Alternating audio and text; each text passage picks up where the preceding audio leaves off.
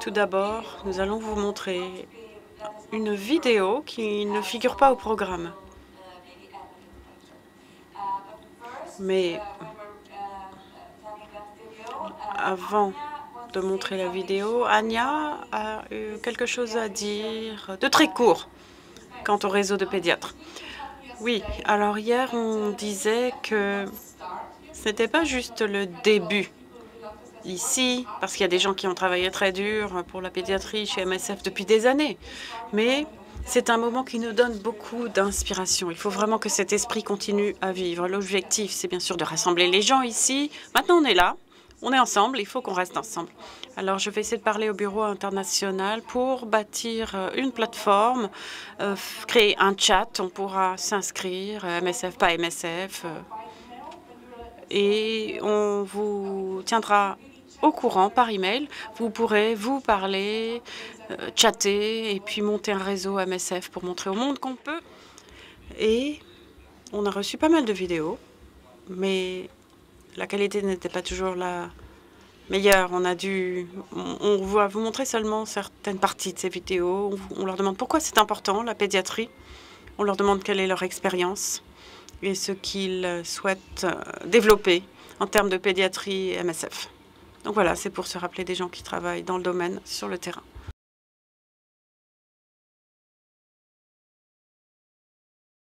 Hello, my name is Alvi.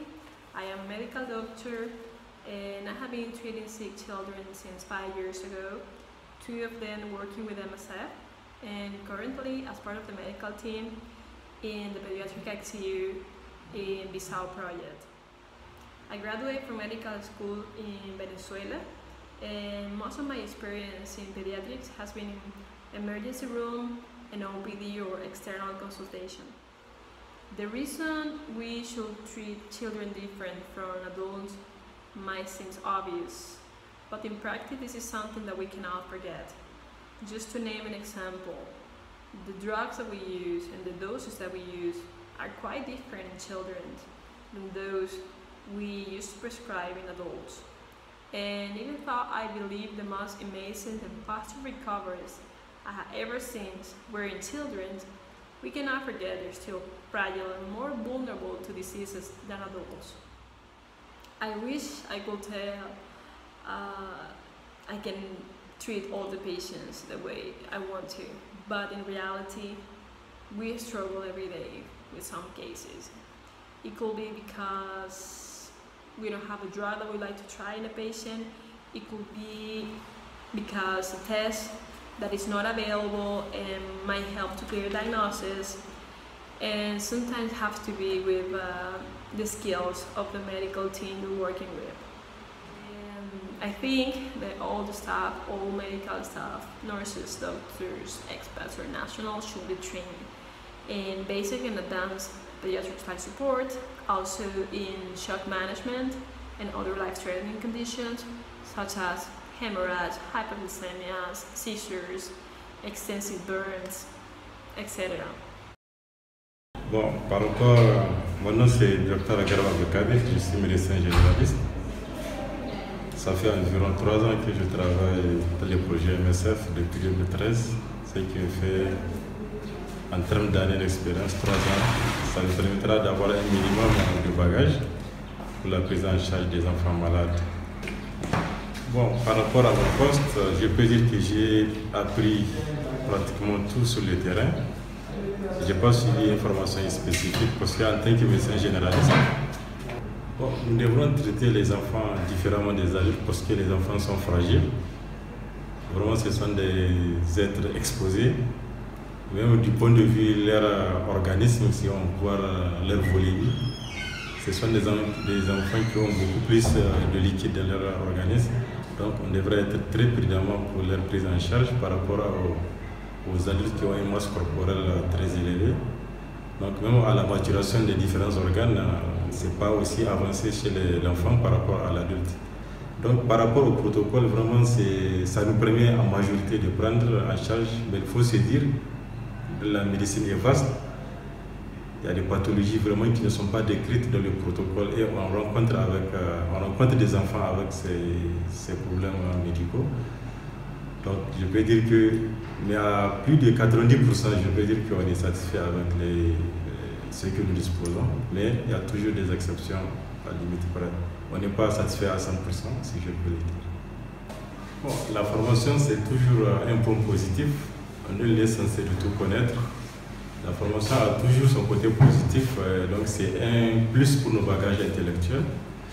Et ça vraiment nous permet de prendre à 100% si je peux le dire, nos enfants. Et donc, spécifiquement, la formation que j'ai beaucoup plus besoin, c'est vraiment pour la prise en charge du VIH et tuberculose chez les enfants. Parce que sur le terrain, vraiment, on a des cas de plus en plus fréquents. Mon nom c'est Cheb Toura Hadizatou. Je suis une infirmière au niveau de la néonatologie. Par rapport à mon expérience, maintenant ça me fait 5 ans dans le projet. Je suis là depuis 2011. Je pense vraiment que j'ai une expérience suffisamment dans la prise des enfants. Parce qu'aujourd'hui, il n'y a pas un soin qu'on peut prescrire aux enfants que je ne peux pas le faire. Bien qu'il y a beaucoup de manquements, mais je pense que le minimum, vraiment, je peux le faire. Mon expérience, je l'ai acquise avec mes propres connaissances. Quand j'étais venue, je n'avais aucune formation, aucune notion sur la prise en charge des enfants, sur le plan pratique. Je suis venue seulement avec la théorie que j'avais eue au cours de mes études. Donc c'est ici que j'ai appris, j'ai fait mon expérience. Nous devons vraiment traiter bien les enfants parce que les enfants, ce sont des gens qui sont toujours fragiles et ils sont en cours de croissance. Donc je pense qu'on doit les aider, on doit bien prendre le soin d'eux pour qu'ils puissent avoir une bonne croissance. Un bébé, je définis un bébé comme un être à partir de sa première heure de vie jusqu'à son 28e jour. Et un enfant c'est d'1 mois jusqu'à 14 ans. Et un adolescent de 14 ans jusqu'à 17 ans. Un adulte, c'est une personne qui a fini vraiment sa croissance. Oui, parce que présentement, c'est ce qu'on fait ici. On traite les enfants avec les protocoles et les médicaments qui sont prescrits, qui sont disponibles ici.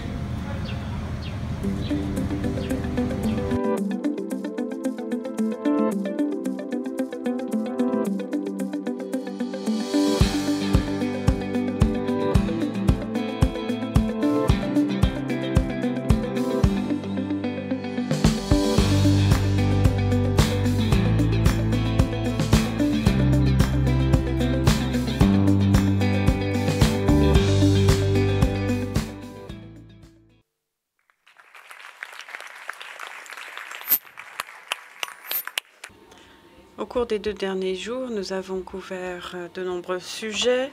Nous n'avons pas tout couvert en termes de pédiatrie, bien sûr, mais j'aimerais inviter les présidents des différentes sessions, le docteur Molineux, Ousmane, Taman, Jean-François aussi, docteur Harriet. Je suis désolée, j'ai oublié vos noms de famille.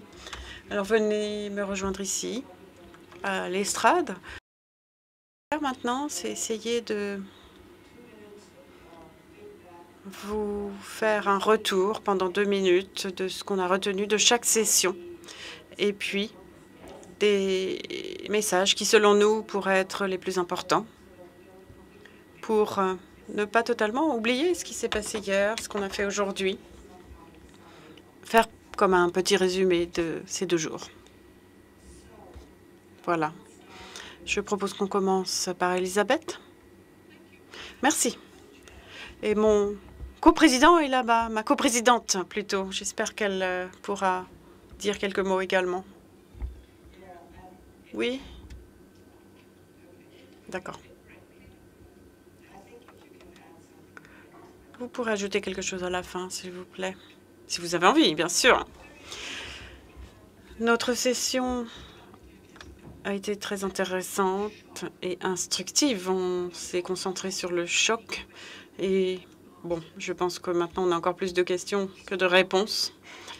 Mais d'abord, pour commencer, on a une définition du choc qui n'est pas toujours la même. On a la définition OMS. Il faut rassembler beaucoup de signes pour définir le choc. Il y a ensuite une définition plus soft, plus douce. Par exemple, celle qu'on a utilisée pour FIST. Donc, beaucoup de discussions qu'on pourrait continuer à avoir sur cette définition. Même le terme de choc, d'ailleurs, ça peut vouloir dire des choses différentes pour différentes personnes. On pourrait parler de défaillance de la circulation sévère, par exemple. Ensuite, on a parlé des bolus de liquide. Est-ce que c'était vraiment des bolus ou du liquide supplémentaire? On peut se le demander. Parce que un bolus, qu'est-ce que ça veut dire? Une certaine action qui n'était pas toujours ce qui était véritablement mis en place. Et ensuite, on s'est dit qu'on savait gérer le choc. On pensait qu'on savait. Et puis après, il y a eu l'étude FIST qui nous a fait tout remettre en question. On s'est rendu compte que c'était beaucoup plus complexe et difficile que ce qu'on pensait, qu'il fallait ventiler tout cela. Ce n'était pas aussi simple qu'on le pensait dans le passé. Et donc, des présentations très intéressantes, comme je l'ai dit. Andrew Argent nous a parlé de l'anémie et nous a dit qu'il pouvait être utile de restreindre les quantités d'hémoglobine. Il fallait réfléchir à la question. On nous a aussi présenté les résultats de l'étude FIST qui nous ont montré très clairement que pour un certain groupe d'enfants, qui exclut les hypovolémiques, la malnutrition et les traumatismes, on parle ici de groupes dont certains sont anémiques, mais des enfants souffrant de septicémie. Et parmi ces enfants, avaient des résultats qui étaient moins bons que si l'on leur donnait des liquides supplémentaires. Ensuite, Mike Levin a essayé de diviser les groupes pour voir s'il y avait certains groupes d'enfistes qui avaient des résultats meilleurs que d'autres. Et là, les enfants anémiques n'avaient pas de bons résultats quand on leur donnait des liquides. Il y a tout un groupe d'enfants qui présentaient un taux de mortalité faible et qui avaient des résultats, on ne savait pas s'ils étaient meilleurs ou pires avec les liquides, et d'autres enfants qui souffraient des poumons et du cerveau avaient des résultats pires avec les fluides. Et donc, pour essayer de tirer une conclusion de tout cela, eh bien, c'est une tâche assez difficile. Joe Carcillo nous a expliqué ce qu'on pouvait faire, quelles étaient les meilleures pratiques, le meilleur environnement possible. Et ce que vous devez faire, à mon avis, c'est réfléchir à ce qui correspond le mieux pour l'enfant dont vous vous occupez dans votre environnement, en fonction de votre expérience et de l'équipe dont vous disposez. Et ça, je pense que c'est exactement ce qu'MSF doit faire et ce à quoi MSF doit réfléchir. On ne peut pas complètement individualiser les traitements. Il nous faut vraiment des lignes directrices, effectivement. Et nos débats font ressortir que le groupe anémique est un groupe. Nous avons un autre groupe déshydraté, un autre groupe malnutri. Et tous ces enfants doivent être pris en charge différemment. Et nous devons être très prudents avec les enfants qui arrivent dans le groupe qu'on pourrait appeler le groupe FIST. Voilà, je crois que nous avons fini avec cela. On n'a pas tiré de conclusion plus précise, il me semble. Mais j'espère cependant que tout le monde a rêvé du choc cette nuit. Merci, Elisabeth. Merci beaucoup. On se déplace un petit peu pour que Jean-François ne soit pas caché par l'écran. C'est une question qui nous soucie depuis plusieurs années déjà, depuis l'essai FIST. Il y a eu pas mal de discussions chez MSF, à l'extérieur d'MSF. Je ne suis pas sûre d'avoir obtenu les réponses qu'on aurait souhaité avoir. Mais après notre réunion officielle ici, il y a eu pas mal de discussions de couloir aussi à l'extérieur de la salle. Eh bien, j'espère qu'après cela, à l'avenir, nous pourrons avancer de manière constructive pour faire des recommandations à nos travailleurs de terrain. Et je pense que notre discussion hier a été très utile. Je propose de continuer dans l'ordre chronologique. C'est donc à vous, le docteur Ousmane. Merci, Madame la Présidente. Je suis ravie de vous présenter ce que nous avons appris lors de notre session sur la drépanocytose. À cette session, nous avons eu 4 présentations.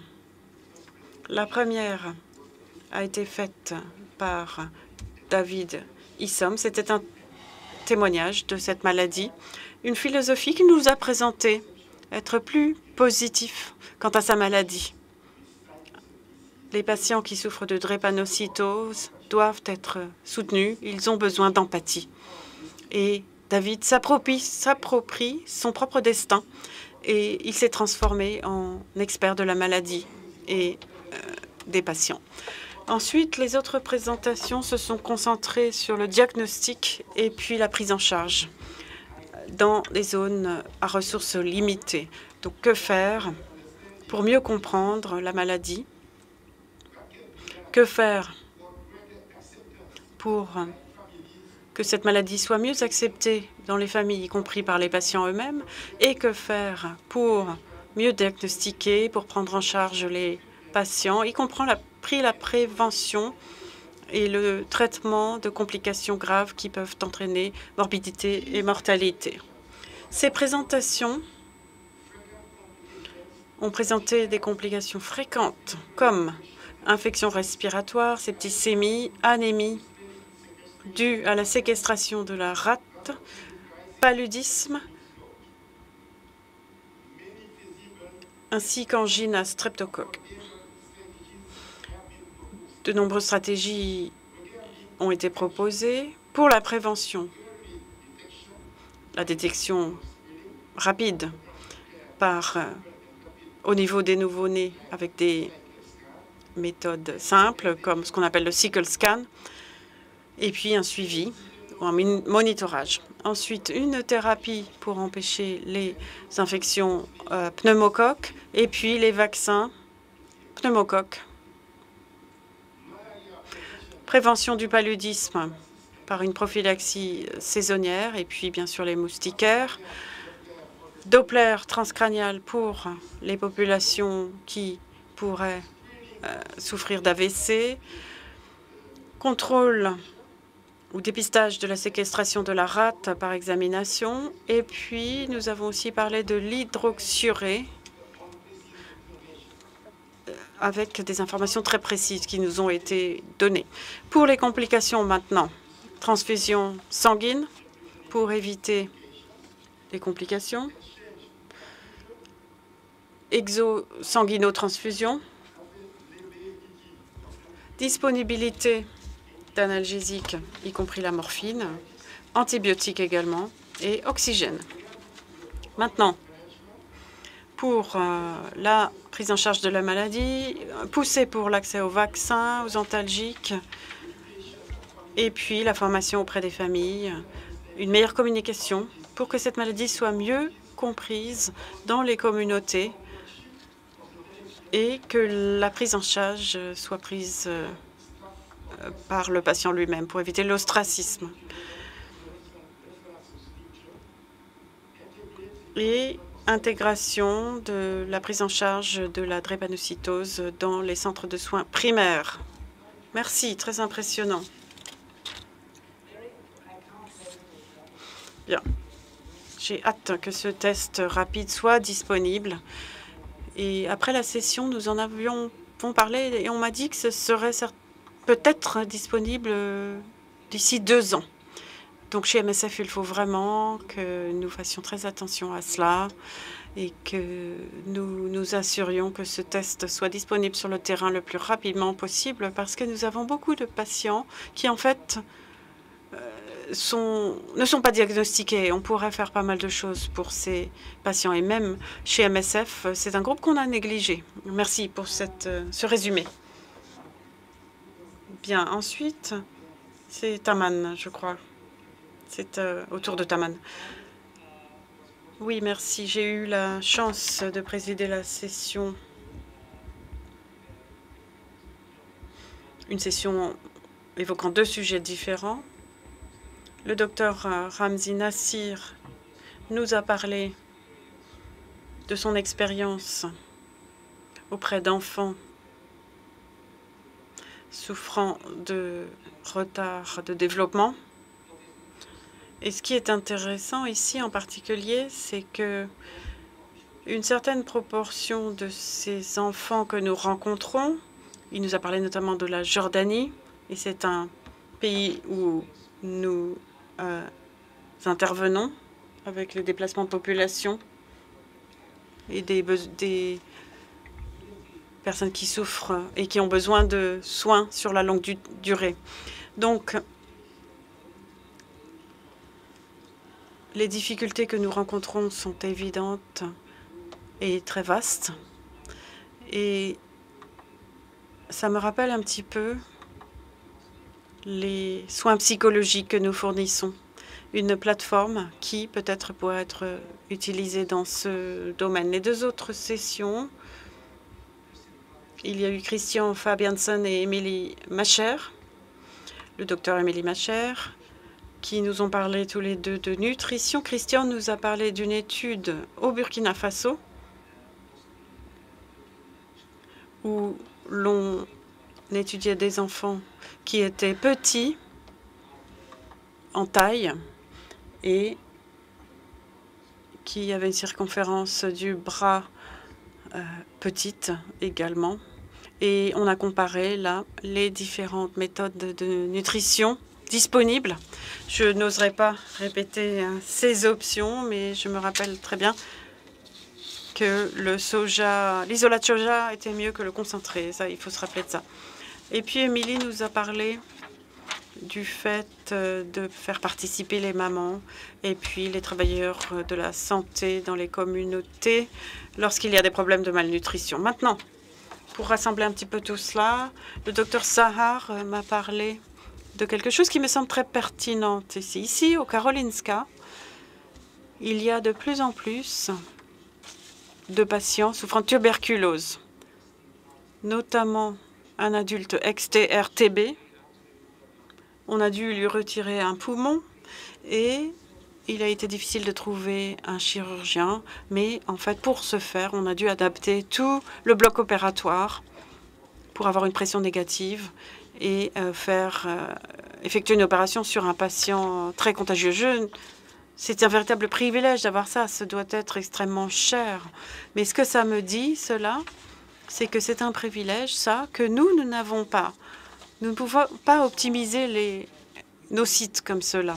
Nous investissons cependant beaucoup dans des sites. Nous avons des sites sur le terrain qui pourraient ne pas sembler applicables, mais ils le sont. Et aujourd'hui, nous gérons des populations qui vivent dans des contextes extrêmement difficiles. Si je le dis, c'est que les défis qui se présentent sur le terrain, dans les opérations, sont liés aux ressources qui nous permettent ou non de faire certaines choses. Et d'autre part, c'est lié aux capacités. La partie ressources s'améliore. On a entendu hier un exposé sur ce que Christina a vu la première fois qu'elle est arrivée sur place par rapport à ce qu'il y a maintenant. Donc, ensuite, il faut régler la question capacité et conviction, croyance.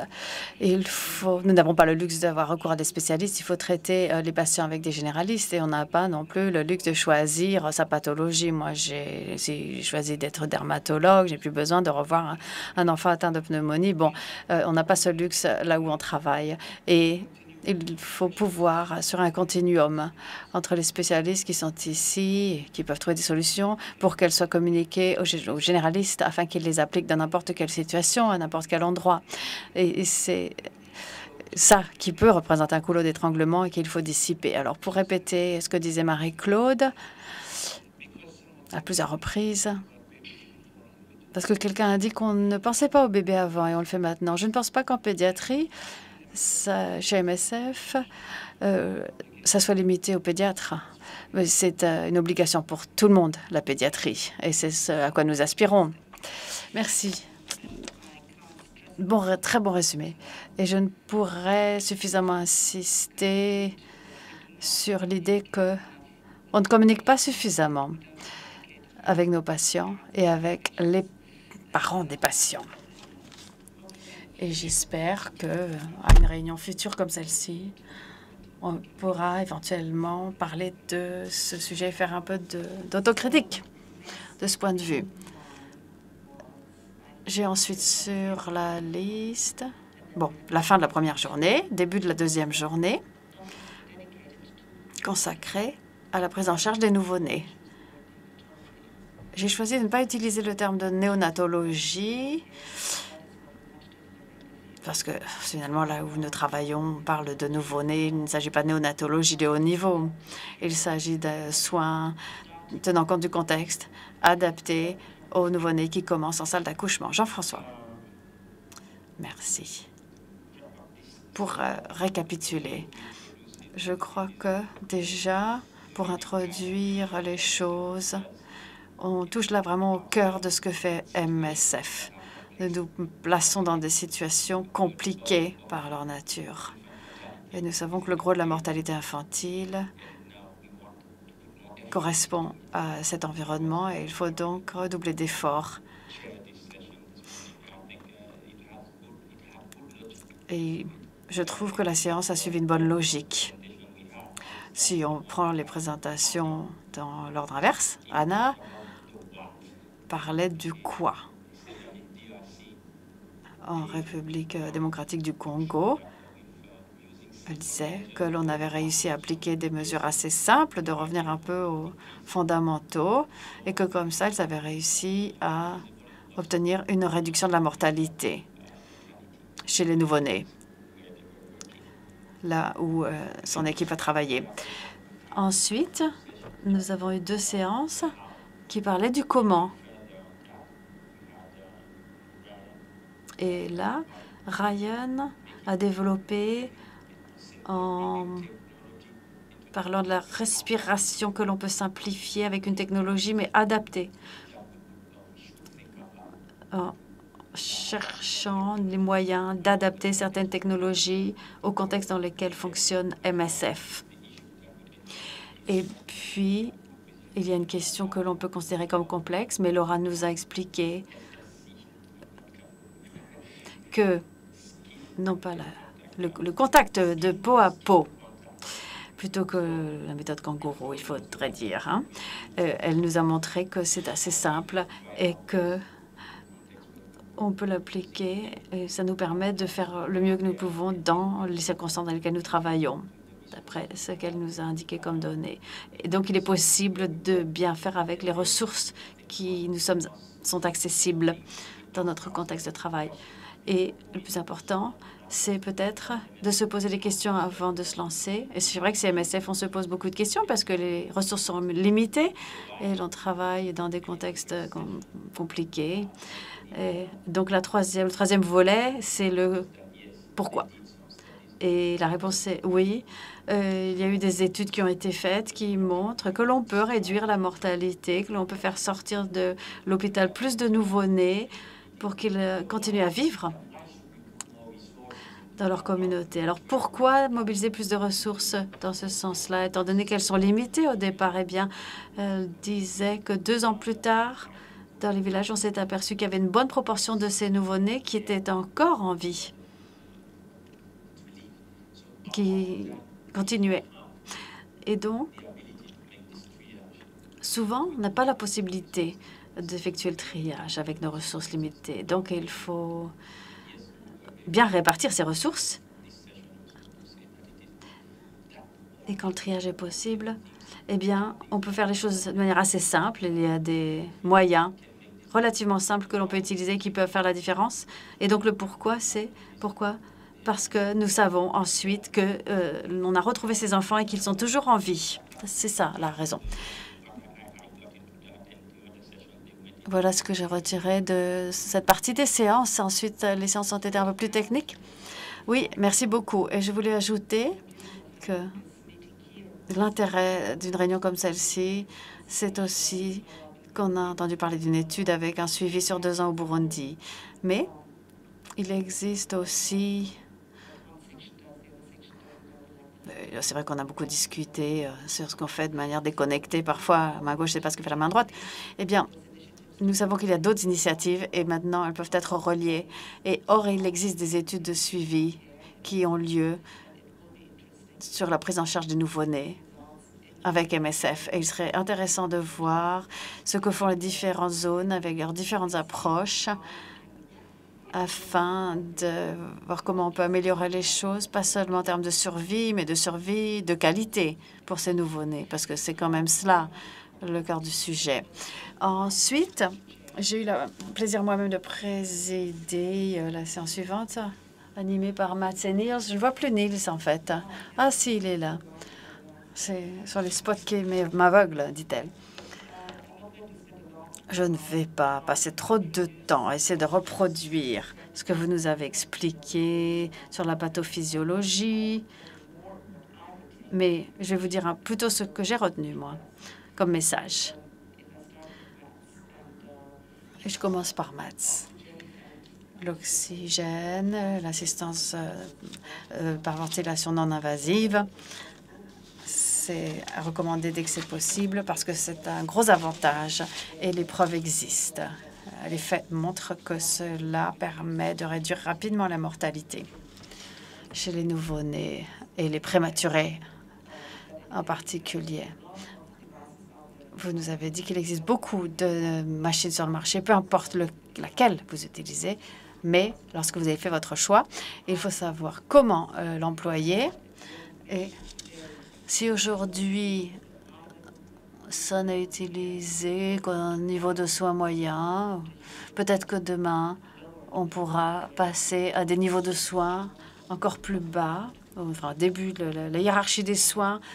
Ces machines pourront aussi servir au premier niveau, même si pour le moment, c'est encore au niveau supérieur et intermédiaire. Et ce que j'ai retenu aussi de la présentation de Mats, c'est qu'on ne peut pas faire ce travail sans le personnel infirmier. Il est crucial dans l'apport de soins de qualité aux nouveau-nés. Bon, nous le savons bien déjà, mais enfin, il est bon de le répéter. Ce n'est pas les médecins qui le font dans la pratique, ce sont les infirmières et les infirmiers en général. Ensuite, on a parlé de soins kangourous qui maintenant sont baptisés peau contre peau. Une discussion très animée. Je crois que l'auditoire a beaucoup réagi et a exprimé son accord avec le principe qu'aucune vie n'est trop petite, que chaque bébé peut bénéficier de ce contact. C'est pas simplement pour le bien-être de la mère et de l'enfant, mais il existe vraiment des preuves neurophysiologiques qui montrent que cela améliore l'évolution de l'enfant et que finalement, ça réduit le stress de l'enfant. Comme il est moins stressé, il s'alimente mieux. Et comme il s'alimente mieux, eh bien, son pronostic est meilleur aussi. Et même chez les enfants qui ont besoin d'être assistés différemment, le corps contre corps, le corps à corps, peau contre peau plutôt, est bénéfique. Et ensuite, il est nécessaire de faire une formation sur le peau contre peau. Former les infirmiers, infirmières, aides-soignants, etc., quelle que soit la personne que vous avez, mais il faut aussi de l'espace, en séparant aussi peu que possible la mère de l'enfant ou de la personne qui s'occupe de l'enfant. Et cet espace réservé à cet effet, c'est ce qu'il y a de plus grand comme obstacle dans nos projets.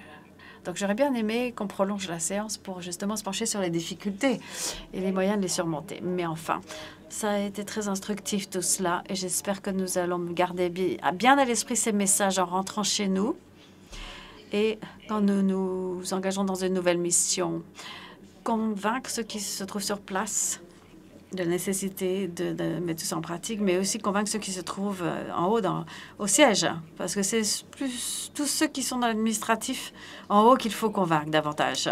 Il faut qu'il y ait plus de ressources pour pouvoir mettre en œuvre certaines mesures spécifiques. Donc voilà un peu de plaidoyer de ma part. Harriet, vous avez eu le plaisir de présider à la dernière séance. Je vous donne la parole. Séance qui est encore bien fraîche dans nos esprits. Et donc, déjà, il y a eu le professeur Butta, dont je vais tenter de résumer la présentation. Il a commencé en disant que, en présence d'une infection néonatale, il faut voir la mère et l'enfant comme allant de pair pour la prévention des infections néonatales aussi. Et dans notre politique néonatale chez MSF, justement, c'est ça, la première phrase. Donc, on a pris un bon départ. Il a mentionné plusieurs méthodes factuelles sur la prévention des infections néonatales et si l'on pouvait les mettre en place de manière plus large dans le monde, on pourrait éviter beaucoup d'infections néonatales. Et les méthodes qu'il a mentionnées, c'est le kit d'accouchement propre, l'allaitement exclusif et précoce, les soins peau contre peau,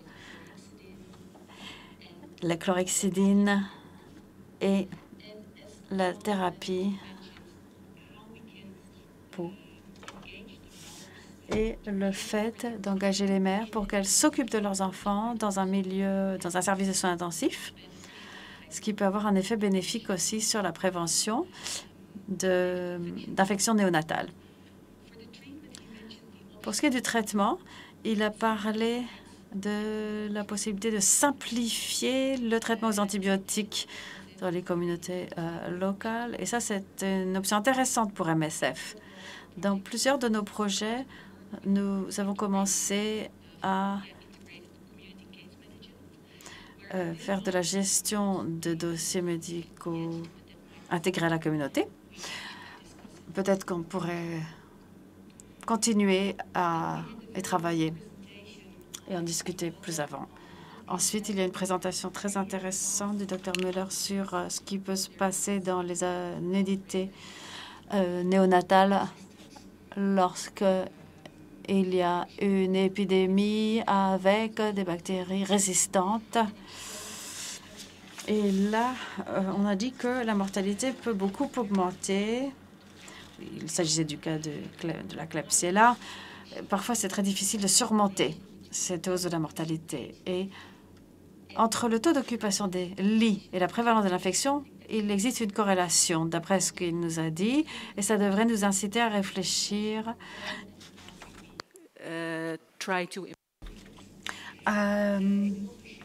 au fait qu'il faudrait mieux avoir peut-être un seul bébé par lit et non pas deux. Et puis dans la prévention de l'infection, il est possible de réduire la transmission, mais c'est difficile et il faut vraiment s'y atteler de manière continue. Et cela m'amène à une chose qui pour moi est vraiment essentielle, à savoir que la prévention des infections, c'est une mesure de base, rudimentaire, et il faut d'ailleurs d'abord mettre en place tous les principes de base avant de passer à un niveau supérieur, plus avancé de soins, afin d'éviter la récurrence de ces problèmes dans l'avenir. Merci beaucoup. Je crois que la présentation d'Oli et de Safix pourrait se compléter mutuellement parce que si vous aviez des séjours hospitaliers moins longs pour les nouveau-nés, vous pourriez à ce moment-là avoir moins souvent 2-3 bébés par lit et donc réduire l'occurrence d'infections nosocomiales. Donc, les sujets sont liés les uns aux autres, je pense. Il y a une chose que nous n'avons pas soulevée, que vous mentionnez à l'instant, c'est le niveau de soins. Niveau de prise en charge. On a parlé de la définition du premier niveau, auquel on peut faire telle ou telle chose. Et là, je veux parler de l'organisation des soins, la circulation des patients, le flux de patients, ce n'est pas simplement le protocole qui va résoudre un problème, mais l'ensemble des mesures. Un ensemble de mesures et en particulier l'organisation des soins et le débit, si vous voulez, des patients. Je voulais le souligner parce qu'on y a quand même fait allusion plusieurs fois depuis 2 jours. Je voudrais, pour terminer, remercier tous les participants dans la salle qui ont pris la parole, qui ont écouté, qui ont participé. Vous remercier de nous avoir tous invités ici à parler. Et je crois que c'est le début d'un échange formel ou informel. On va voir ce qui se passe après, mais je remercie en tout cas tous les organisateurs.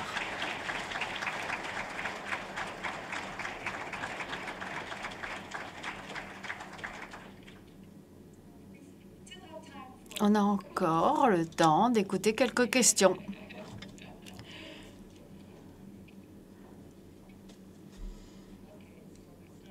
On commence ici.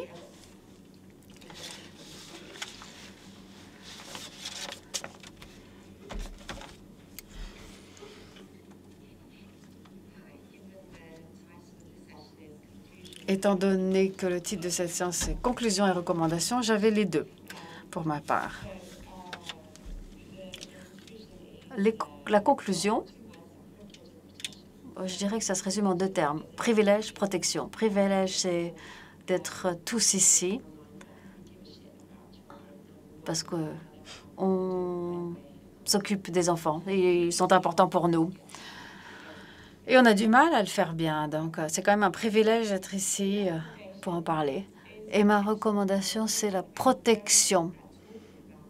Nous sommes très doués pour ce qui est de parler de protection, protection des civils et malheureusement, de plus en plus, la protection du personnel médical.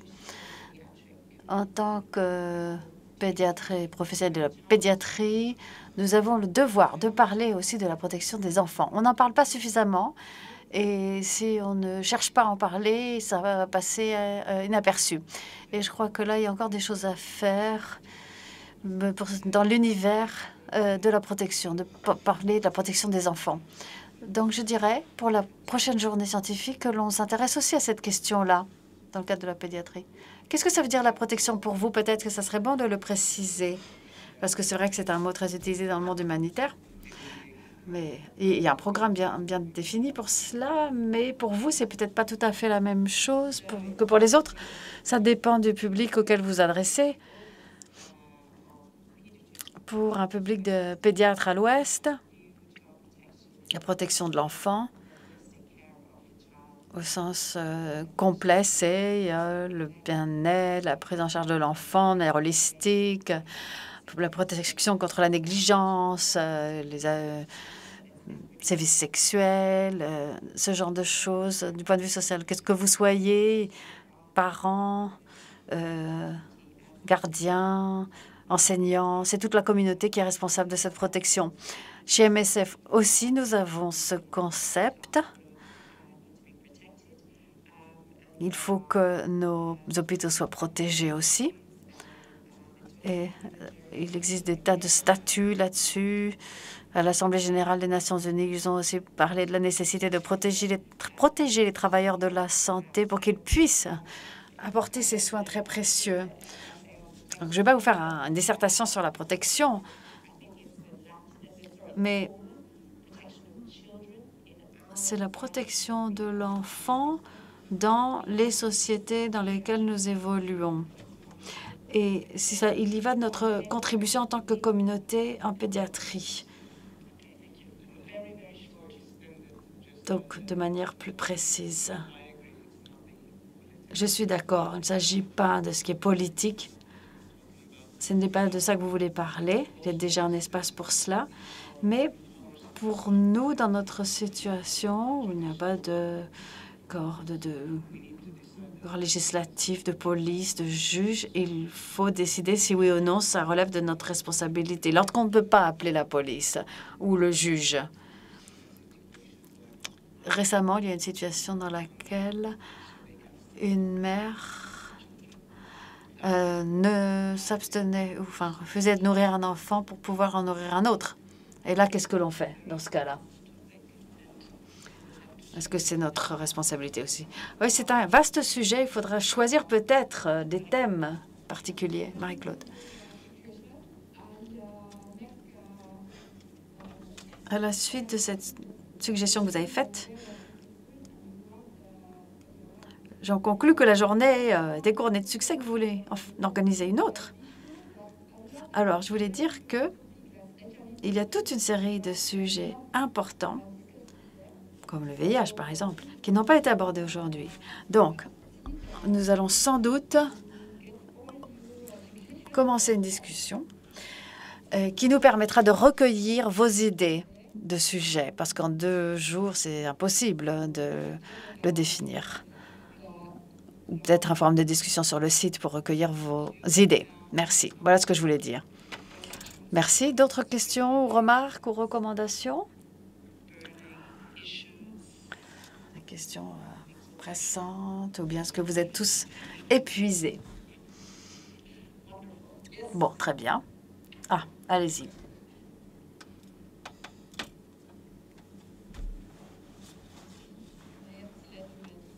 Mayan Silla, je viens du Mali. Donné l'occasion de participer à ces premières journées que j'ai beaucoup appréciées, que j'ai trouvées enrichissantes. 2, c'est une demande sur le terrain. Les sociétés de pédiatrie organisent des rencontres.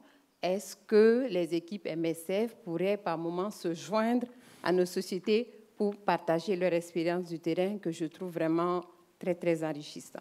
Voilà. Okay, I'll just quickly translate and you can correct me if I'm wrong. Rapidement traduire, vous pouvez me corriger si je me trompe. Tout d'abord, vous vouliez remercier MSF d'avoir donné la possibilité de participer à cette réunion et ensuite, vous souhaitiez inviter MSF à participer aux réunions, aux événements de la Société de pédiatrie qui ont lieu au Mali ou ailleurs, d'accord, ou aux endroits où existe une société de pédiatrie, dans les autres pays aussi éventuellement. Merci beaucoup. Il faut juste pour cela établir un réseau parce que malheureusement, MSF travaille de manière un peu compartimentée. Et c'est vrai que ce serait une bonne occasion de faire jeter des passerelles, en fait, au sein de MSF. C'est bien ce que vous vouliez dire. Vous avez compris ce que j'ai traduit? Oui. Et je pense qu'avec Laurent, on a fait beaucoup de pas par rapport à ça. Moi, je suis le secrétaire général de la Société sénégalaise de pédiatrie.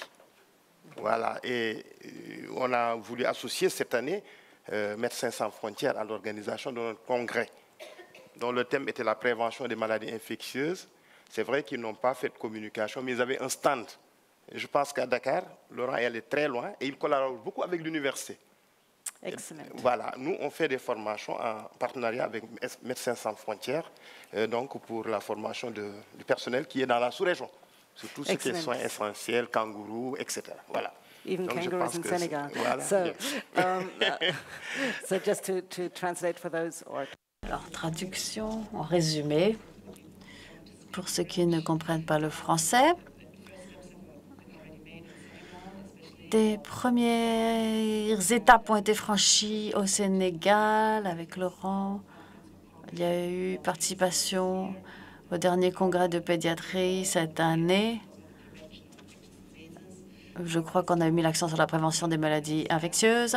MSF n'avait qu'un stand, mais on espère que la prochaine fois, MSF pourra participer directement et faire des présentations, donc, par exemple. D'autres commentaires? Jean-François.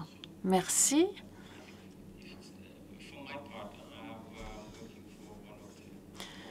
De mon côté, je travaille pour l'un des centres opérationnels et je voulais remercier ceux qui ont organisé cet événement. Et ce sont les collègues ensuite du réseau de pédiatrie qui sont impliqués dans ces rencontres, ces événements. C'est grâce à eux que ça a été possible. Je voulais souligner ensuite que chez MSF, Nous ne comptons que très peu de journées scientifiques ou pédiatriques. Peut-être qu'il faudrait changer le nom d'ailleurs. On pourrait avoir une journée de la pédiatrie, des sages-femmes, etc. Mais en tout cas, là, c'était très bien comme nom. Et je voulais ajouter que MSF essaye souvent de faire mieux dans son travail. Et pour ça, on a besoin du monde universitaire, de votre aide là où vous travaillez, vous, parce que parfois, on se retrouve en présence de politiques qui sont insuffisamment incomplètes, parce que aussi, il nous faut vraiment la collaboration de réseaux, parce que nous travaillons sur des populations très vulnérables, qu'on ne voit pas simplement MSF comme un acteur de plaidoyer pour des questions très limitées. Et il faut que ça aille plus loin, que le message passe plus loin. Et donc, on a besoin de votre relais. Et dans les contextes dans lesquels nous fonctionnons, souvent, nous ne pouvons pas conduire des grands programmes de recherche. Nous avons de plaidoyer qui est fait sur le modèle actuel de recherche et de développement et qui ne tient pas forcément toujours compte des groupes les plus vulnérables. Or, nous pensons que les collègues à l'extérieur et le monde universitaire peuvent jouer un rôle parce que vous êtes en contact avec certaines personnes qui peuvent le faire ou certains organismes qui peuvent le faire. Nous vous remercions d'ailleurs déjà pour votre collaboration. Merci beaucoup, Jean-François. Bon, s'il n'y a pas d'autres demandes de prise de parole, je veux de nouveau remercier tout le monde et d'abord MSF Suède de nous avoir permis d'assister à cette conférence.